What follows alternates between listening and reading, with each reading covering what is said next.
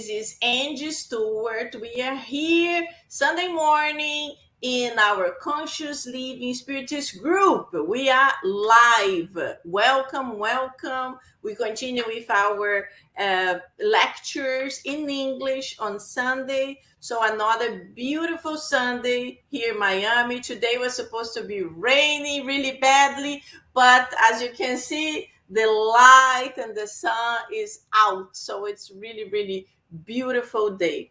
So before we start anything, while our friends start coming in, hello, Gisele. I will do a reading just for us to calm down, wait everybody to come. Then we will have our initial prayer, and then I will bring our guest for today. So the reading will be from this book, Our Daily Bread. Oh, I just noticed that I am the same color. So the text is number 96 if you have the book. So the title is Precisely Because of This. I do not write to you because you do not know the truth, but because you do know it.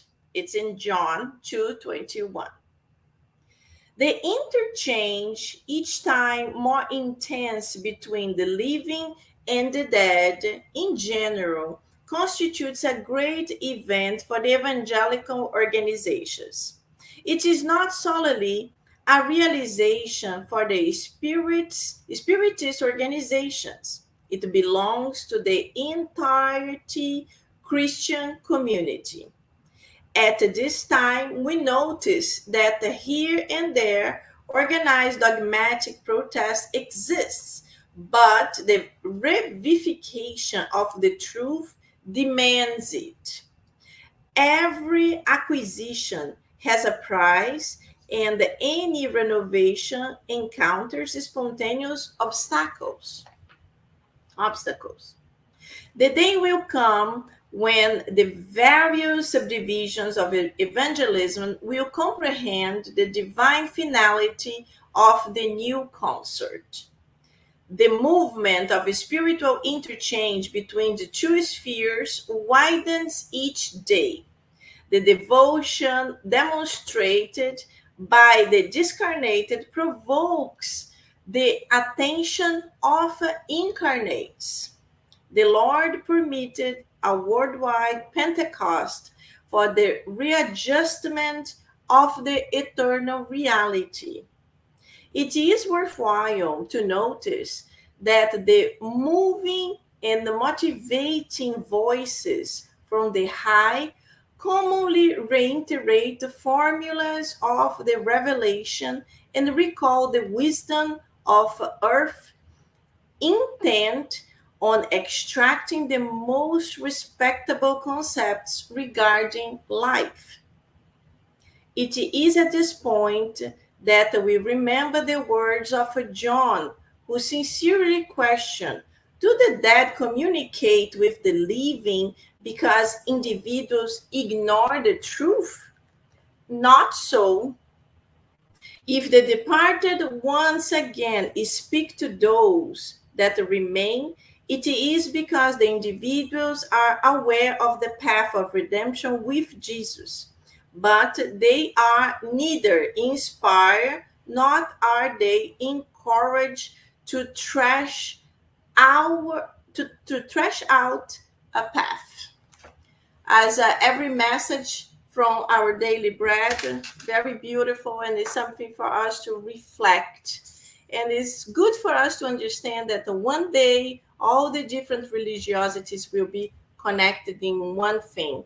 And mediumship will be something normal. It's not going to be something like crazy, like a lot of people, a lot of different religions think it is nowadays. But the communication with the dead will be something just normal. Someone that takes the telephone and calls, that will be something like that.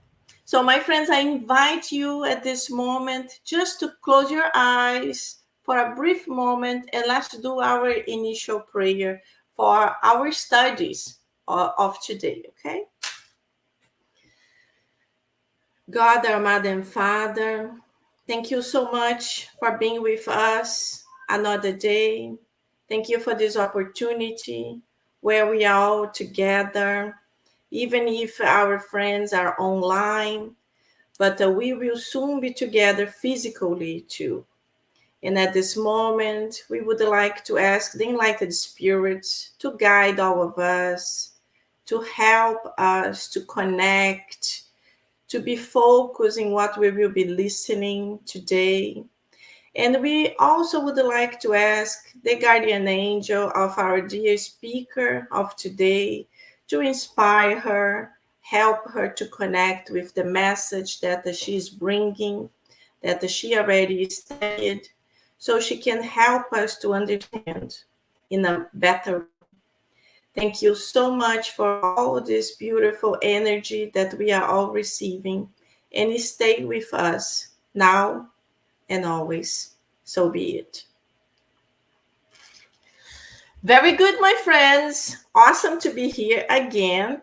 And today we are having a friend. Her name is Marcia Trajano. I was talking to her. So she basically lived in Atlanta for 20 years. She's a co-founder of a Spiritist Center there. Actually, the name of the Spiritist Center is Christian Spiritist Community of Atlanta since 1997. But now she moved and she's in a different state, starting a online Spiritist Center. Exciting. Hello, Marcia. How are you? Hi there. Hi, everyone. Very good. Nice to have you here with us. Thank you. Thank you so very much. This is the good thing of online spiritist centers because we can have friends from so many places and you don't need to take a bus or a plane. You can just like click and you're there. Absolutely. This is fantastic. I'm very honored, very happy to be here today. Very good. So now you are in Tennessee. Absolutely. How Nashville, long Tennessee. how long ago did you move to Tennessee? Yeah, I moved late April, so I've been here mostly, oh, I would say May to now, so about 7 months. And Yes. love the city, love the energy, and the opportunity to be creative, right, Angie?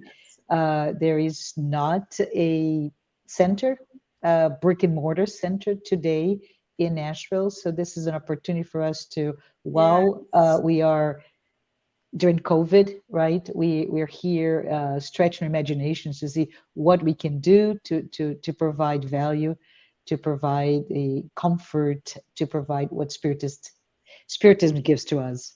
Yeah, and definitely you will receive inspiration and maybe from the online one. Soon you will get a physical one, but everything in the proper time. So very good. Absolutely, yes. Congratulate you for this. This is excellent. This is excellent. So the spirits always put us in the place that they need and we need. So you will flourish. Thank you. Very good. Welcome to our day here. Super excited to listen to you. And I will leave you now with the Okay. lecture. And if you need, just say hi and I come back. All right, Thank very you. good. So thanks everyone, and I believe I have about 30 minutes with you today. I just want to say good morning, good morning. It is, as I mentioned before, such a pleasure to be here today to talk a little bit about this topic, gratitude, the virtue of the soul.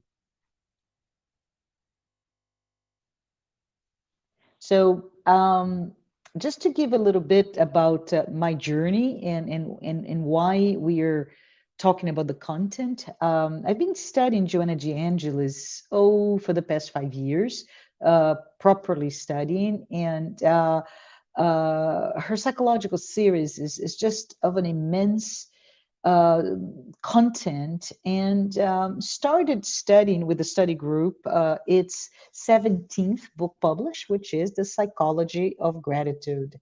Today, we're going to take those few minutes we have together to talk about this book, the content, which is the idea of gratitude as a true virtue of our souls, right? And as we begin to discuss, I understand how timely it is. Gratitude means being thankful. And we are just a few days away from our Thanksgiving holiday. A beautiful, in my opinion, very beautiful holiday where families across this country come together to express their appreciation. So we cannot move forward without having this awareness that where we are today is a year and a half that we are facing a new reality. As Angie mentioned, we are doing this. We would have been doing this probably face to face in Miami, but that's not the case. Due to COVID 19, we have all, globally speaking, we have all been confronted with the fact that we are mostly isolated, and sometimes looking at what is that world where there is a we are here and the world is outside of us, right? So this world that we look perhaps via social media, via other types of methods of communication, we are confronted with that external, what's outside of us, as a world that is often violent, cruel, and worst of all, maybe just simply indifferent to us. So, gratitude in this time is such a meaningful tool for our well being, for emotional health. So, just as we go forward with a few commentary on what is a life of gratitude, we understand when we reach that type of life, we start to demonstrate a psychological maturity because our lives are truly enriched with a sense of peace and joy. So I'm talking about soul, ourselves. We're talking about external and the almost the yin and yang, right? The two realities. What is you and what is the outside? But we have to understand as we live our material life, our corporeal life, we position ourselves in a position where we need to be able to overcome the demands of this external world, whatever that means to you, to me, to anyone else, right? And being able to overcome those demands should mean that we should be able, should mean, right? Ideal state should mean that we should be able to detach ourselves from the influence of all those external factors in our lives. And when we do this, we win, right? It's truly a victory. We win because we can, at that point, eliminate, and I'm going to use figurative language here, but we eliminate the monsters that we create that are hidden inside of us by us. So when we win, we are no longer afraid. Therefore, fear is no longer the source of our own affliction, right? We are able to shift how we live because our goals are able to be based on our ideals. What are our ideals? Ideals of love, ideals of compassion. Those objectives, those goals become quite meaningful because as we live a life of love, a life of compassion, we no longer have room for things like resentment or being upset with somebody and even feeling that idea of you are my enemy, therefore I'm going to have to put you down and I'm going to be revengeful. So all of those antithetical types of feelings and behaviors and lives are quite strong. But we have to understand it is our marathon to run, and this internal race that we run will take us, and this is the beauty of this book, right? It will take us to the path of individuation.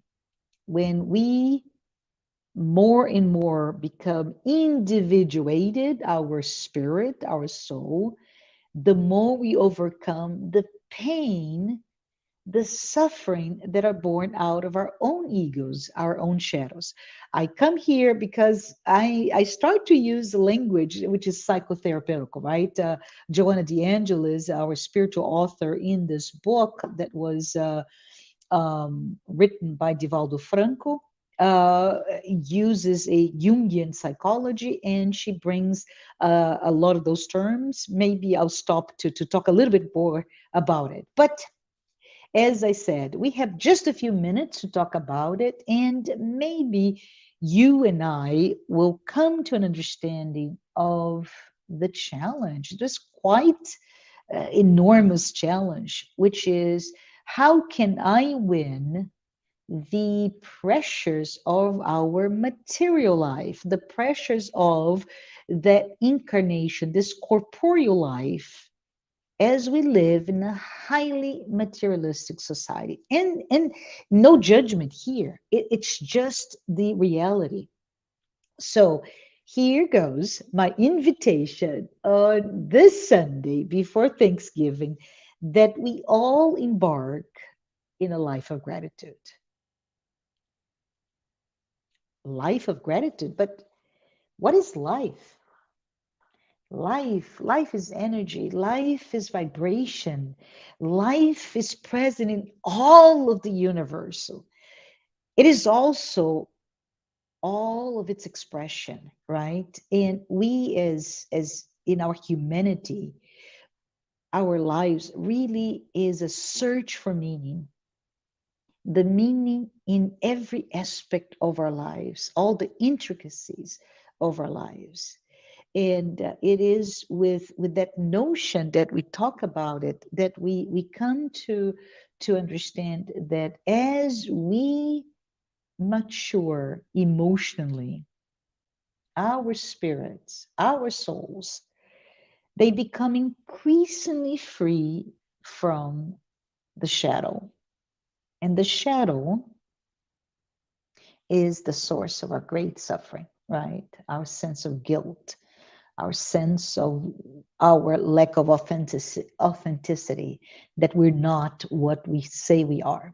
So I'm going to pause because I'm not sure you have been exposed to psychotherapies, the psychological studies, or Jungian psychology in particular, right? And so I'm just going to take a moment to talk here about what is shadow. I'm referring to shadow, and in the shadow as the source of our pain. What is it? Well, according to Jung and analytical psychology, the shadow is what is all that there is unconscious and hidden from us, repressed. I like to use the word repress, right?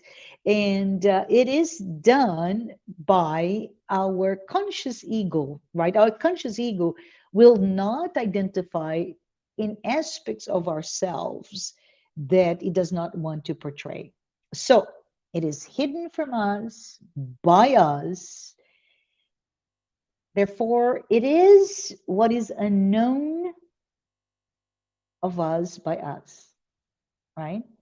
So Jung, he wrote that everybody carries a shadow, and the less the shadow is embodied in our own consciousness, the darker, the blacker, the denser it is. right? So, as I said before, the shadow is that unknown dark side shed, hence the name shadow of our own personality. And he said this shadow will insulate us, is a protective mechanism actually, but they try to insulate us, and by insulate us from what we don't want to see, they're actually, those are Jung's words, they're veil of illusion between the ego and the real world. So, what does Joanna DeAngelis tells us about shadow? Well, she says that our soul becomes free of that illusion that our ego and our shadow work to move away. You don't need to see that you're really a proud person, Marcia. You don't need to see that you're, I'm just joking here, right? But that you're impatient, that you are a very vain person. So I'm going to put and hide all of those things, and I'm putting a gesture to put the side that I don't see, and I believe that I am what I am not. So,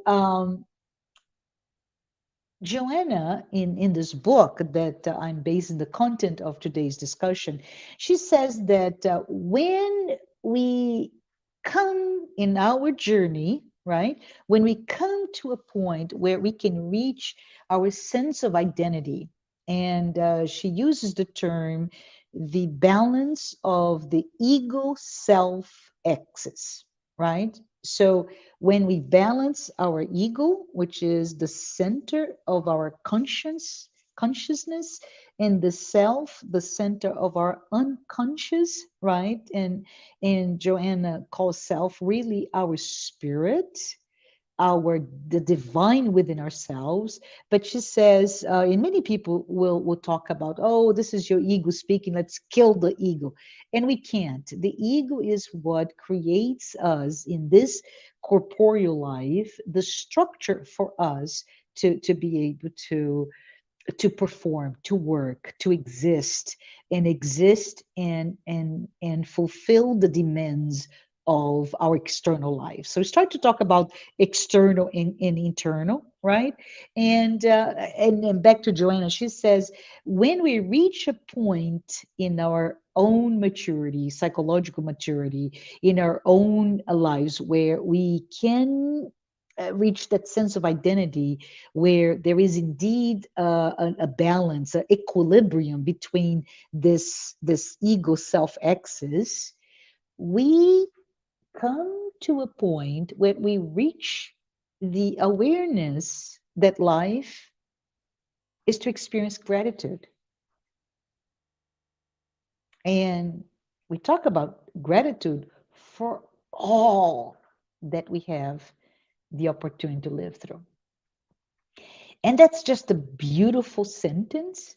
But before we keep talking about gratitude, let's just pause for the sake of this discussion. This is very high level, just to confirm ego, center of our consciousness. Ego is the driver of our creation of our persona, and it does that, this identity, this is right after we're born. The ego start creating this persona to meet the demands of life, right? So the persona of Marcia, as she is born perhaps in 40 years ago as a man in a different country, is much different than Marcia that was born when I was born in Brazil, and that came to the US, that is a mother and is a professional, etc., etc. Those are three different types of personas, because our experiences are different, our external demands are different, right? So, but that's the ego. It's there to create that so we can be successful, right? But it's material based, it's external based. Therefore, the focus of the ego is to drive its sense of accomplishment through the touch, pleasures, everything that is immediate, and it is very, very tangible. The self, on the other hand, which is the center of our consciousness, as I said, the focus is actually to drive us toward that sense of authenticity.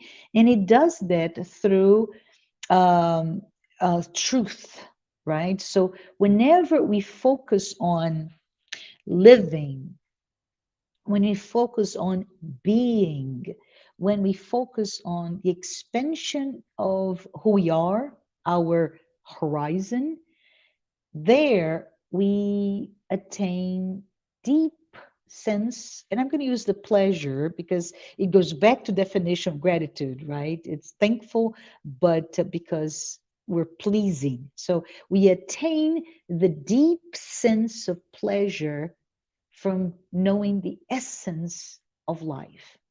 I hope this makes sense to everyone. Our lives, we're worried, we're concerned with everything that we do, right? You and I, we live lives that we are responsible. We have things, and when I'm talking about this, I'm really talking about our material lives.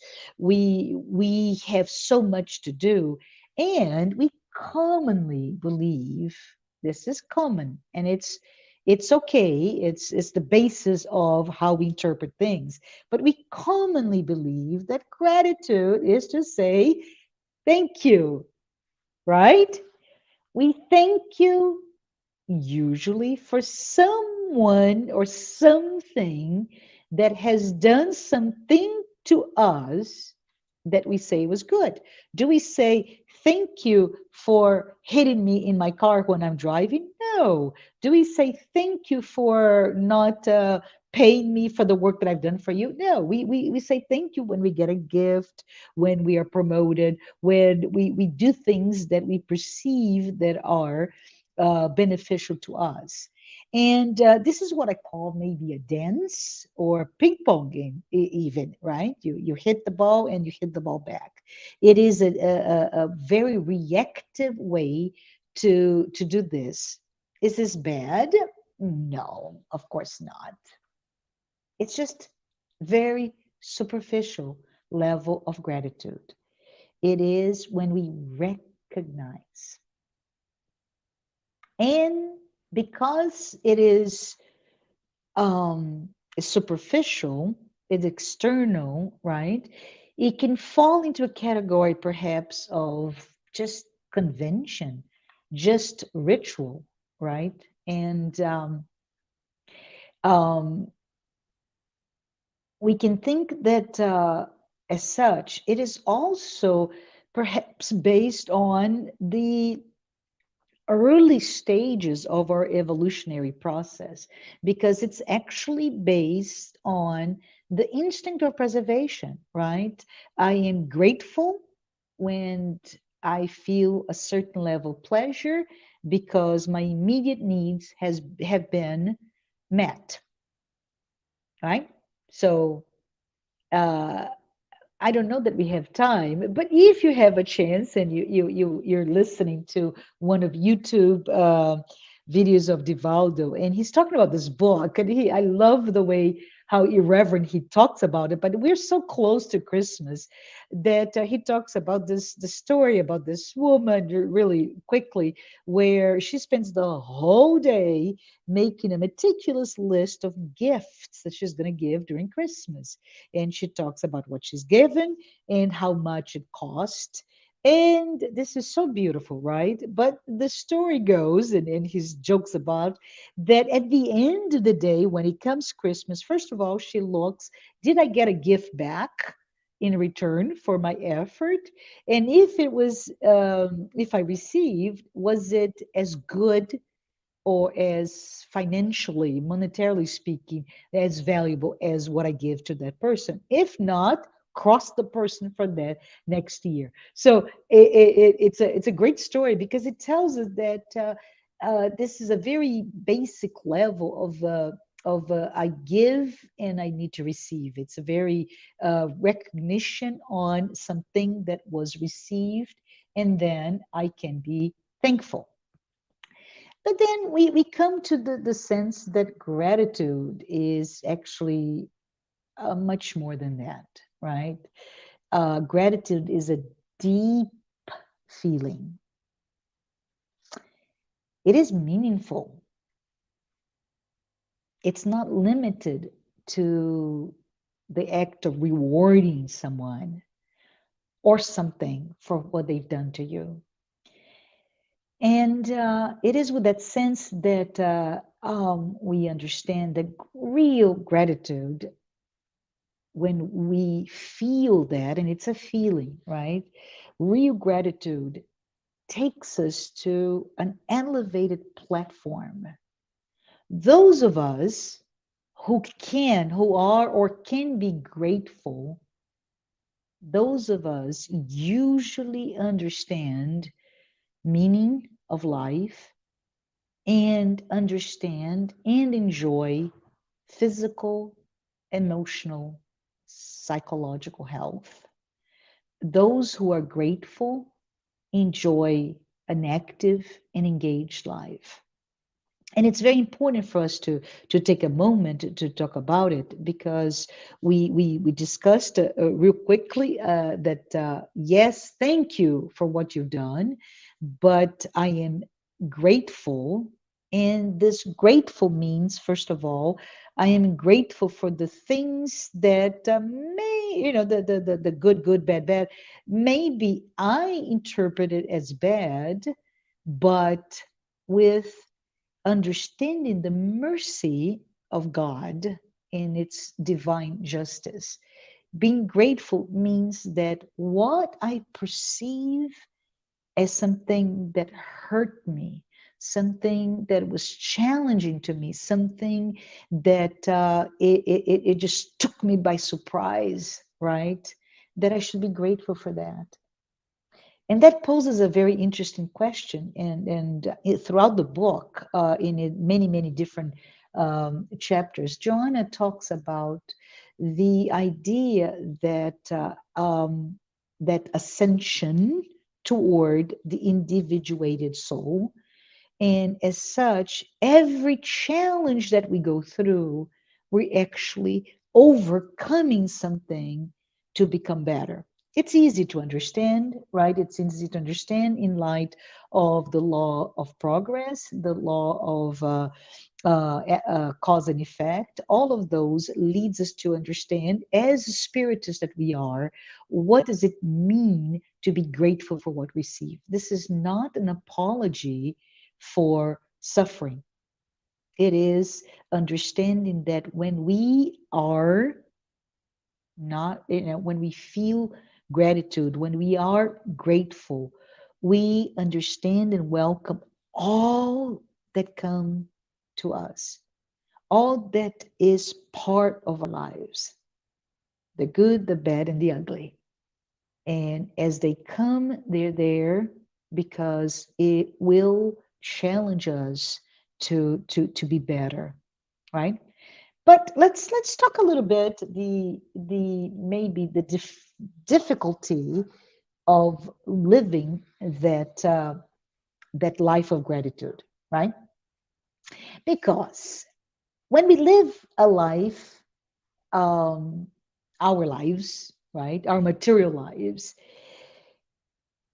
I mentioned we have such an enormous things, a list of things to do, and living that life, we know that it's easy to lose our sense of identity as a spirit, that sense of self, right? It is easy in our day-to-day living to confuse perhaps ethical, moral, behavioral values.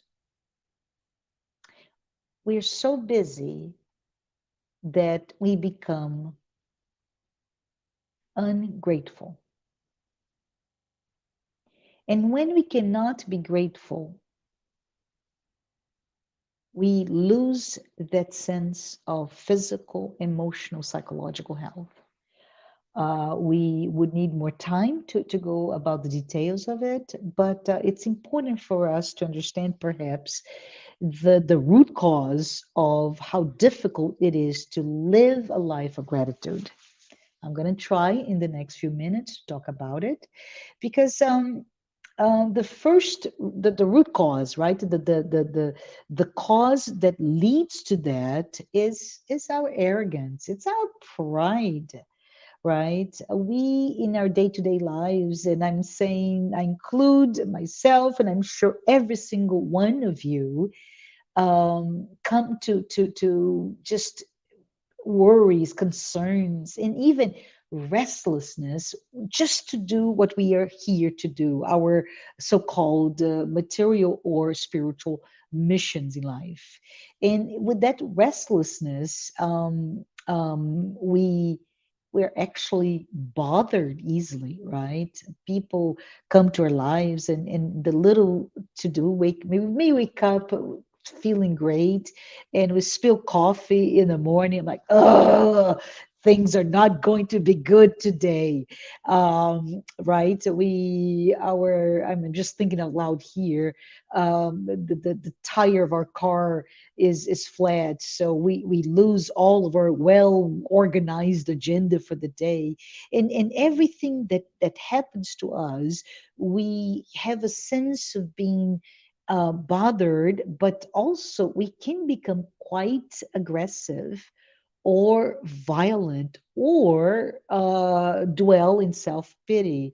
Why me? Why things like that always happen to me, right? Or I am boss here, and I'm not going. I'm going to protect my territory. Therefore, I can become aggressive. So those are the incongruities of living a life that is not that life of gratitude, but it's very, very common to all of us. We live those lives.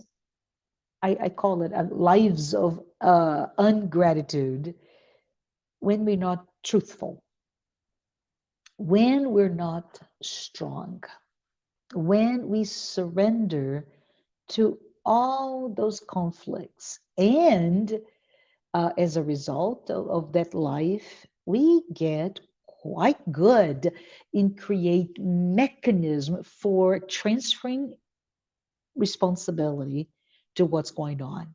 In other words, we are quite good about blaming everybody but ourselves, right? It is, oh, um, I'm late, and the traffic is bad because I'm late, not because I woke up later than what I should be, or because I spent later time yesterday than I needed to go. Therefore.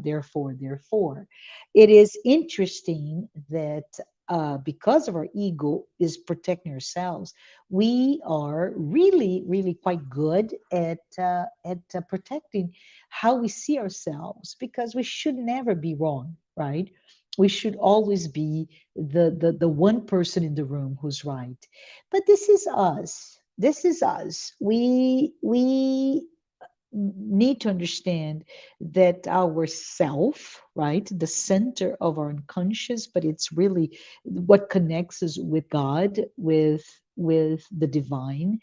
Our self is still very immature in our journey. And when our self is still immature, the ego becomes the dominant force of ourselves. And with that ego that is dominant, it does several things, right? That a sense of self pity, or aggression and violence, or what is funny regarding gratitude specifically, that dominant ego believes that it deserves everything. It is the king of the castle. It deserves to be the center of the universe, right? Because of it, we often feel entitled, and we often want more. There's that sense of dissatisfaction because I need and I want and I'm entitled for more. And we may find evidence in us, and I'm not just saying that we do, but we may find evidence of that type of behavior because we're immersed in a this is Western society, right? We're immersed in a materialistic, capitalist, individualistic, consumer society. And so, as we fall into the center of all that with an immature self, we want and we need and we have access to the means to try to appease that sense of self in our shadow with material things. So we may find that when we go home, we have more than we need. Our closets are full. We don't use it, and yet we keep acquiring things, and that's easy to understand. But worse than that is when, for whatever reason, we believe, this is our ego speaking, that we're better. We're better than the other. And because we're better, we have some difficulty integrated in a social, much larger social group, right? And because we're better and we're entitled, anything that comes to us may feel like an aggression. Therefore, we end up protecting that and often become tyrant in our own lives, home, school, work, etc. When we do have a position of power, um, it starts to feed even more our ego, right? And that sense of pride and arrogance becomes then enriched, if you will, with that expectation of respect. And that expectation of respect, and this is what Joanna calls it, right? And I love it, by the way, it feels that I prefer that you fear me more than you love me, right? And I do that because of my immature self, because I don't know how to love yet, right? I'm actually insecure, right? I actually have so many different vices and um, personality defects or bad habits, right? I end up looking and running away from myself by maybe drinking too much or by my drug addiction or addiction to look the best. Therefore, I'm a I'm a fashion victim, or I don't know, I'm just putting those types of things that may come to us because I so deserve, I feel that I'm so deserved of that respect that I seek in the fear based relationship. So I distance myself from everyone and I end up running away from all the things that is feeding that my shadow. Therefore I tried to mask it. I try to not be aware of it, to not be conscious of it, and I become more and more detached from my own feelings, from my own self, right? Even when we have not done so, as we are living that life, we feel that we deserve, right? We possess the rights over everything else, and because I feel entitled even for the facts that I of the things that I have not done, then I become quite good about not sharing, not being able to portray solidarity or have a harmonious life within a group, right? So that posture is what we call an aggressive defensive, where we are looking, we're trying to satiate this desire for something, and everybody is your enemy. And if they're not, they become. Even when people could be your best friend, you feel things that provide them as an ulterior motive for things that are happening that you feel that is destructive to do to us, right? So we are armed, we are vigilant because everybody's about to get to me, and I become less and less able to love. I am not okay, right? But the other type of life is that life of gratitude where that sense of meaning, right, is one of personal victories. This awareness that you have achieved something because you looked at yourself, the seat of your soul, right? And you understand that I've been trying to hide that I'm really impatient person.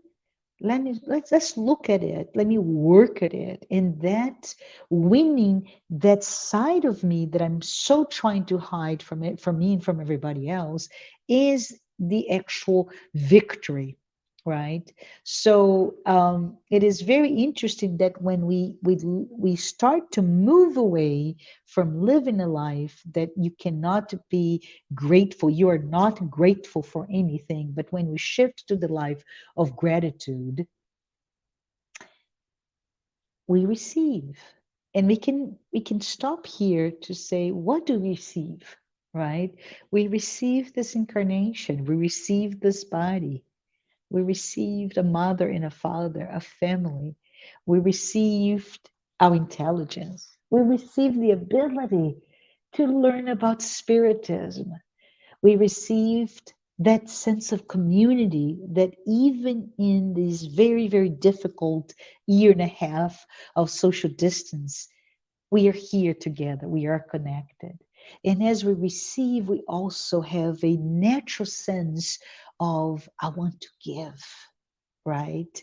And it's direct, it's very interesting because we feel part of the whole.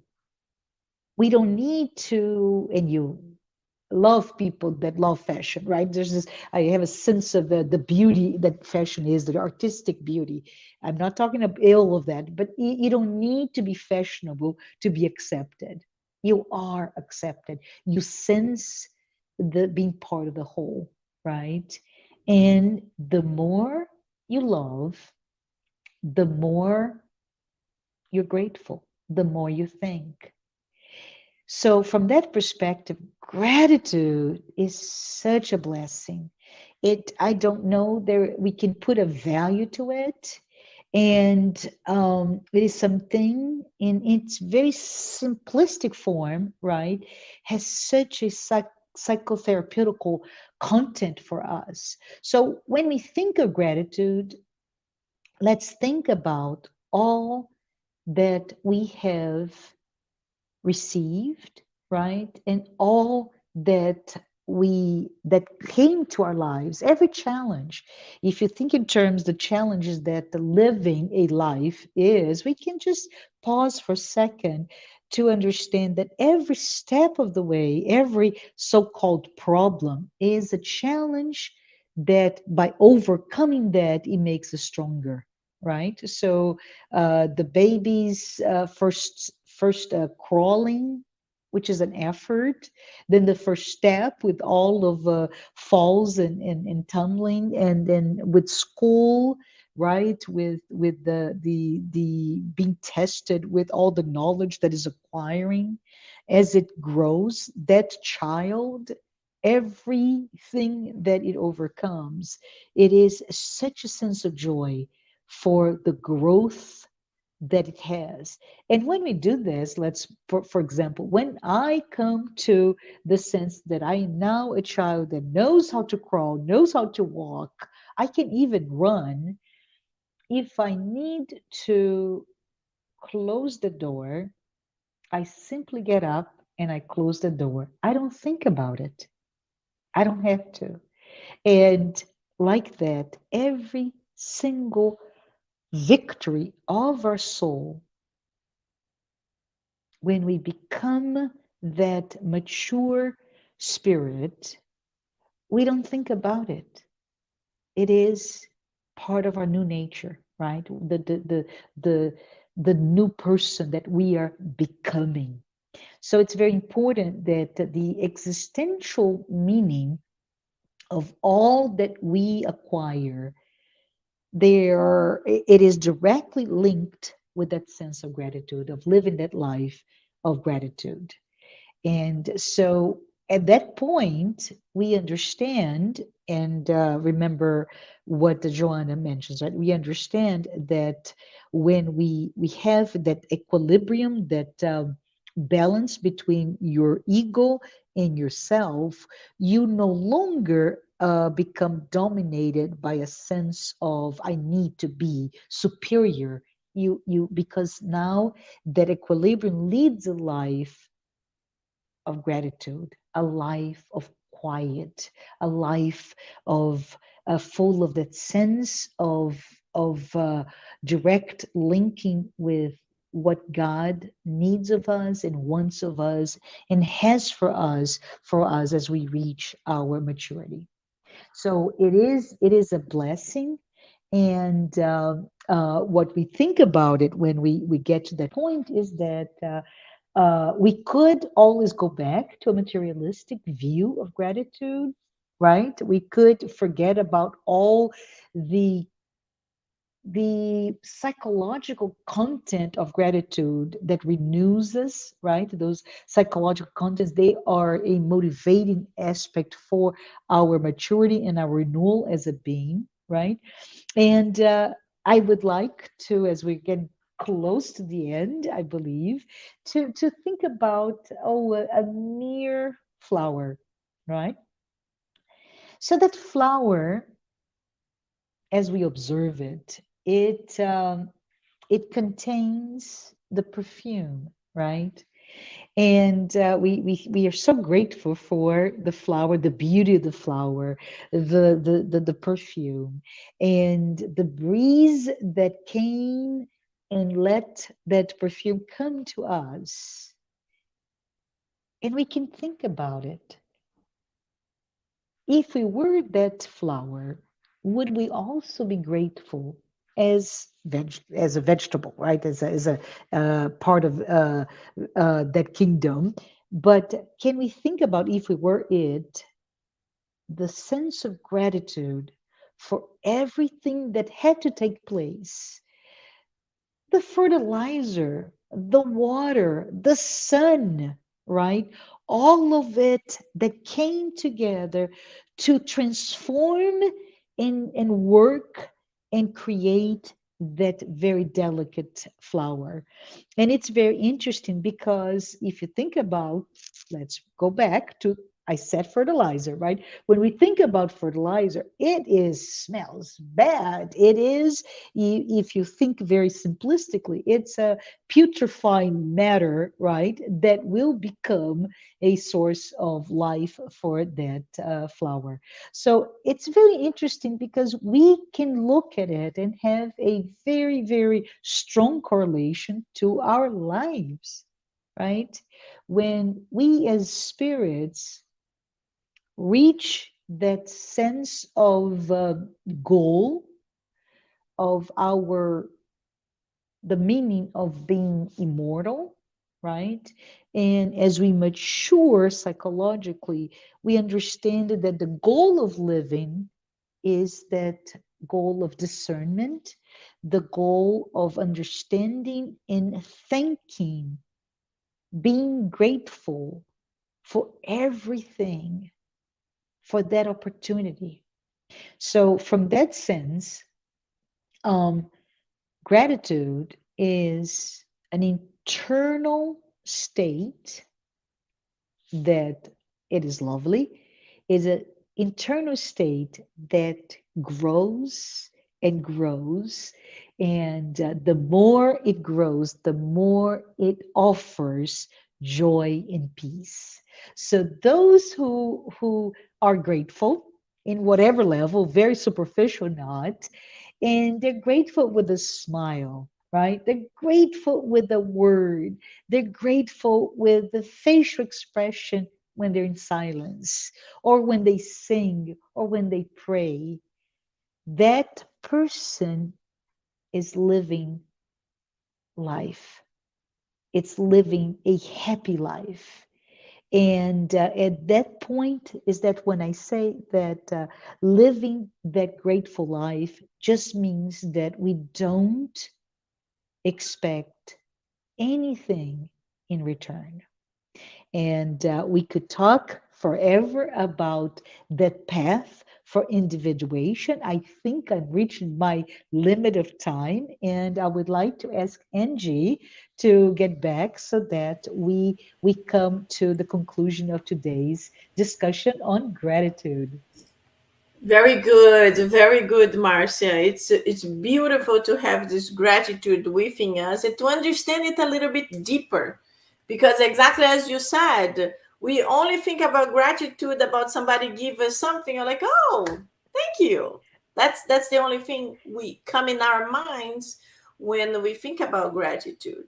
But it's so much deeper, so much deeper. I remember also Divaldo Franco telling in many of his lectures Uh-huh. that many times Joanna comes to him and tells him, you have to be grateful even for your problems. And Yes, he's like, yes. what? For my problems? You know, Givaldo has a very funny way of telling stories, and we all enjoy. And it's true. It is so true, because when the problem is happening, of course, we are not going to be, oh, I'm so happy because this happened. No, we are not like that.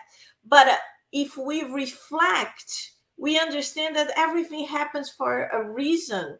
And we have to be grateful even for our problems, because our problems make us to work stronger to overcome them. Absolutely. Yes, We are absolutely. exposed to different situations. We are Mhm. exposed to maybe to a situation that we have to learn how to control ourselves, so our old Angie, old Marcia don't come, because we are a little bit better.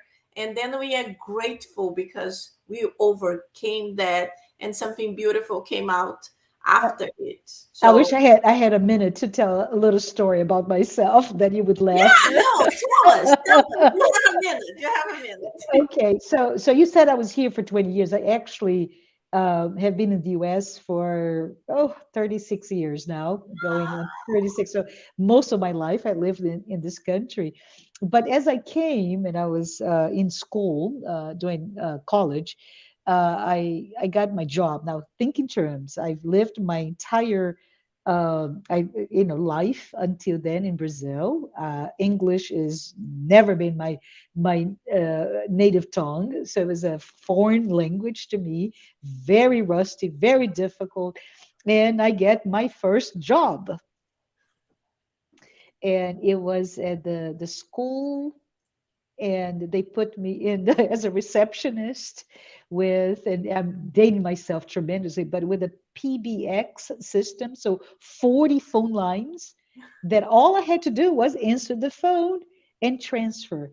And but when I saw that, I'm like, okay, I'm going to be an assistant. God, please, God, please, God, please, God, please, God. This is me thinking, right? Please do not put me in the reception desk. Whatever, I'll do anything, but do not put me in the reception desk. So they put me to shred things, right? Shred, it was a state project. So they had to shred every piece of paper. I did bags and bags and bags of shred. I wanted to shred the best so I could shred every day, and then I did it so well. I shredded everything they had it for weeks and weeks. They had nothing else to shred. So they put me to answer the phones. And I was like, God, really? I asked you, I prayed why you're putting me there. And today I think it was actually what I needed to be able to start pushing myself to learn, to listen, and to communicate. And Mhm. life, as we all know, it's a series of those small challenges Yes. that we often forget to say thank you for the challenge. Yes. I think I'm not ready, but because it came, I will be ready. I should be ready. Yes. Beautiful story. Beautiful story. I remember I had a similar situation, but in Brazil, I also Uh-huh. was working to an airline, Uh-huh. and then I had to work with these panels with old fashioned, old Uh-huh. fashioned. Like imagine 30 years ago, doing it 35 years ago, and had this huge panel, and I had to just answer. And they said, that's easy. But my goodness, had sometimes that all the lights were blinking, and I'm like, so So we shared similar yeah, stories. That's you have to awesome. learn. You have to Uh-huh. learn. And I'm grateful for that opportunity too. So we have a comment here from Juan de la Riva. So he said, gratitude for sharing with us. Best wishes and much happiness in the beautiful Nashville. Happy Thanksgiving. Very Thank you, Juan. nice. Thank you, Juan. Beautiful comment. Exactly. I wish we had more time because I would love to talk about the challenge of a families meeting in Thanksgiving and Christmas. And that's Mhm. a good way for us to think about being grateful, even Mhm. for that family member that you usually like, oh, I can't take it. But be grateful, even for that family member. I wish Yes. we had time to explore more this, but we don't. So it was awesome. Thank you so much, Marcia. It was really, really nice Thank having you. you here, listening to you. And let's hope we all can actually put in practice what we Yes. were helping us to understand it deeper. The Joana de Angelis thoughts are beautiful, sometimes very complicated. So it's good to have this translation. Very good. Thank you. Thank you so much, Angie. Very good. I'm going to remove you for a brief moment. So we're going to do our prayer. So, my friends, I just would like to invite you to have our final prayer and be thankful. Let's be thankful for everything in our lives, the good moments and the difficult ones, knowing that everything happens for a reason and we are always improving. And Marcia showed us even for hard times we can be grateful for that. We have to learn how to be grateful, because when we go into this movement of being learning how to be happy, life changes. It's not being happy being fake, like being a happy person for Instagram in thousand pictures, but it's being happy with you. Like you don't need to show it to anyone, but you need to know that you are like that. Anyway, so with this thought in mind, let's close our eyes and let's do a prayer. Dear God, our Master Jesus, the enlightened spirit, our guardian angels, thank you so much. Thank you so much for this beautiful lecture, understanding how to be more grateful, how to be happy, how to recognize the little things in our lives are so important and help us to build up our personalities, understanding even difficulties, they have to come, but we can overcome them and we can find gratitude for them. We can find gratitude for every single thing, for every single day. We can stop complaining. So many people complain about anything. They complain because it's raining. They complain because it's sunny. They complain because it's cold or it's hot. And in reality, everything is beautiful. We have to see the beautiful bright side in everything in life. So, with these thoughts in mind, we would like to ask your blessings to all of us and our families throughout the week, knowing that Thanksgiving is coming when some families will be able to get together physically, and it will be already a blessing. So we will be able to be together, to eat, to talk. And the human beings need so much this, need so much the physical presence. So please protect all of us, guard us, help that this COVID time is going to calm down, and we will all be able to come back to be healthy again, understanding the consequences, understanding our attitudes, understanding that we need to watch ourselves, protect ourselves, and also protect the others, doing whatever is necessary. If it's a vaccination, if it's a mask, or it's no contact. Please stay with us, inspire us, and help us to live a life of gratitude. Thank you. So be it. So, my friends, thank you so much. Have a wonderful week and have a very, very happy Thanksgiving. God bless you all. See you soon next Sunday. Bye bye.